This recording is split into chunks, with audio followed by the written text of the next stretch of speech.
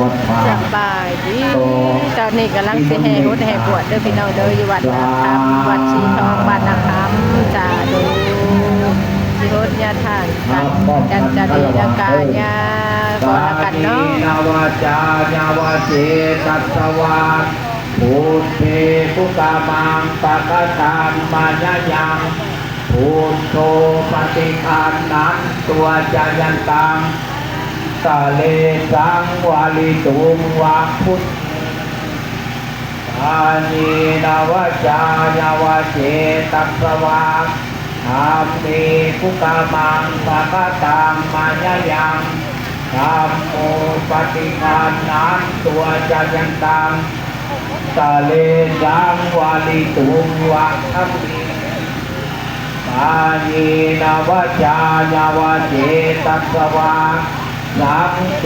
ปุกามังปะกะตังปะยะยังสัมโฆปฏิคันนันตัวจายันตังกะเล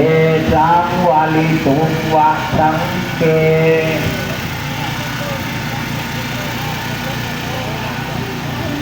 เอาหมดก็ทำ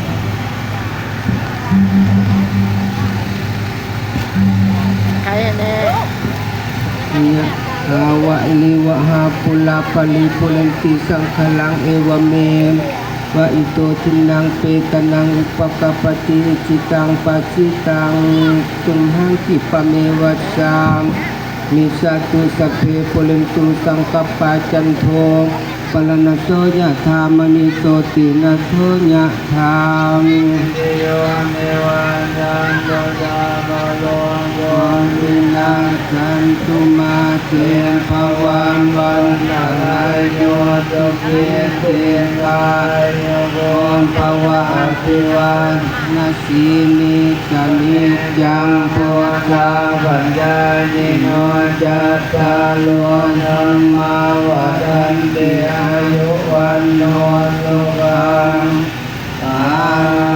ลังทัสสิเมกาสิเมยติมิตาตะคาจเนเปจานาตะกินาตะจาโมเปกะตังอนุจนังอายุสนังวัสุโขวัญญาวัญญาติเทวันนะสัมเปตานามาจายาเอวังติจันติยัจโยหัญญจักโคทากินาตินาจักปังดิโสปะเปกิตังกาดัสสังหิตายันตตานาโตปะปะปะติโยยติธัมโมจายังนิสัตติโตเปตานาโพจัจจาวัตาอุลลานันจาภิกขุนัมมาโนปตินาตุมิปุณณบาตุตังอนาภากันติมาบุตตาปุ ญาติคนนี้ต้อง มังทิภาวลังสัมมาทิยามผู้สียัมปีอิมังทิภาวลังสัมมาทิยามิตาตียัมปีอิมัง บุญนำกันเลย ทิภาวลังสัมมาทิยามิอันตถามิมังนังพันเตอาบุษสามาอาหุกิจามา